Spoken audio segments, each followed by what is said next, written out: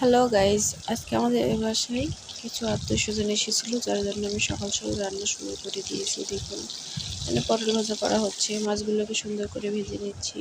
এখানে আরও অনেক মাছ আছে, পাঁপড় ভাজা হয়েছে। এগুলো সবজিতে মিক্সড একটা ঘন্ট হবে মাছের মাথা দিয়ে। এখানে পেঁয়াজ রসুন কাটা হয়েছে, ডাল সিদ্ধ করা হয়ে যাচ্ছে। আবার এখানে খাসির মাংস ভিজানো রয়েছে, খাসির মাংস রান্না করা হবে। মাছগুলো ভাজা হয়ে গিয়েছে আমার, মাছগুলোর এখন আমি ভুনা করে নিচ্ছি। এখানে তেল, মশলা, তেজপাতা, কিছু পেঁয়াজ কুচি দিয়েছি। তারপর এগুলোর মধ্যে আমি এখন দিয়ে দিব পেঁয়াজ বাটা এবং রসুন বাটা। আবার দিয়ে আবারও কিছু সময় আমি একটু কষিয়ে নিব। এগুলো সুন্দর করে কষানো হয়ে গেলে এগুলোর মধ্যে আমি দিয়ে দেবো আদা জিরা বাটা এবং লঙ্কা গুঁড়ো দিয়ে আবারও কিছু টাইম আমি সুন্দর করে কষিয়ে নেব।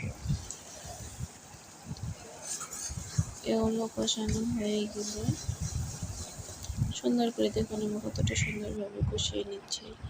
দিয়ে কষানো হয়ে গেলে এগুলোতে আমি জল দিয়ে দিব এবং কিছুটা ফুটন্ত অবস্থায় আমি মাছগুলো দিয়ে দিয়েছি এবং মাছগুলো ফুটে দেখুন কতটা সুন্দর কালার চলে আসছে। এবং আরও কিছু টাইম আমি এটাকে ফুটিয়ে নেব।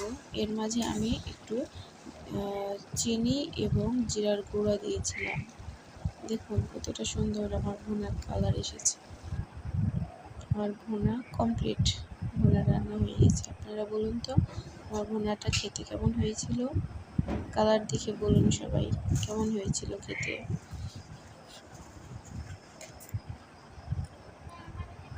সুন্দর না? খেতেও তেমন মজা হয়েছিল, সবাই ভালো বলেছে। এখানে মাছের মাথা দিয়ে আমার ডাল রান্না হয়ে গিয়েছে।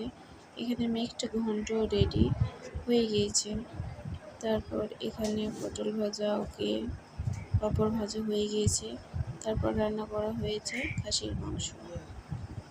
আমার বর খাসির মাংসটা রান্না করেছে।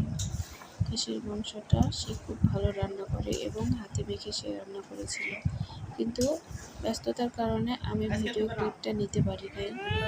দেখুন সে জল দিয়ে এখন সিদ্ধ করতেছে এবং এটাতেই কালার কতটা সুন্দর আসছে। আমার বর কিন্তু খাসির মাংস খুব সুন্দর রান্না করে, ওর হাতের খাসির মাংস খুব মজা লাগে খেতে। সম্পূর্ণ ভিডিওটা আমি নিতে পারি নাই।